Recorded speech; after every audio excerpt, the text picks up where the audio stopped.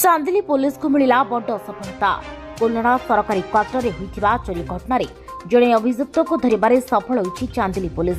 सूचना मुताबक जून 8 तारिख में निज सरकारी बासभवन को ताला पकाई रायगड़ा जाइथिले रायगड़ा जिला कोल्हाड़ ब्लॉक कार्यालय कार्य करुथिबा कोटा हनता आउ तापर दिन सकाळे घर को फेरिबा परे घर कबाट खोली घरे थिबा अलमारी भांगी लक्षाधिक टंकार सोना रूपा और 86,000 टंका लुटरा माने चोरी करि नेछंती बोली देखिबा को पाइथिले कोटा हनता।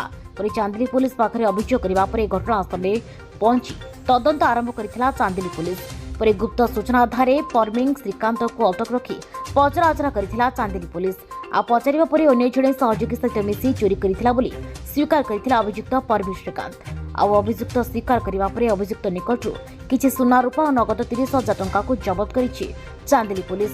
तेबे जब्त होइतिबा सामग्री सब अदालतर अनुमति परे अभियोगकारी को हस्तांतर करा जिवो बोली सूचना दैछि चांदिली पुलिस। गत 9/6/2026 रे हमर जणे कोल्हाड़ ब्लॉक रे चाकरी करछिन कोटा हेमलता बोली से आसी चांदिली थाना रिपोर्ट कले जे से तांको स्वामी सब घरे नथिला बेले कि अजना चोर पसी तां घरु तांकर गोटे सुना चेन आ गोटे कानफुल हळे आ दुईटा फिंगर रिंग नै जाइछन्ती एवं टंका 86,000 टंका चोरी जाइछि। ता रिपोर्ट हेबा संगे संगे हमर चांदिली थाना रे 194/2026 रे गोटे केस रजिस्ट्रेशन हला। संगे संगे हमर साइंटिफिक टीम डॉग स्क्वाड मध्ये आसी विजिट कले हमर साइंटिफिक टूल और ह्यूमन इंटेलिजेंस की यूज करिकी आमे गोटे चोर को धरिया को सक्षम हेलु। से चोर ना थिला परमी श्रीकांत से भी ता दोष स्वीकार कला एवं से आ तार जने साथी मिसी चोरी करचंदी बोली स्वीकार कला एवं ता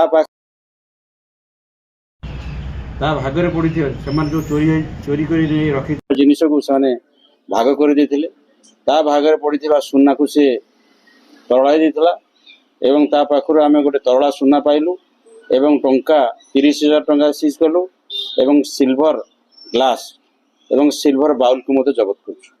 सर ता संग पाखर जो आउ कोन अछि सर ता संग धरा पड़ी गला परे जना पड़ी से चोर कहवा कथा तार अधा आइछि मोर अधा नैछि।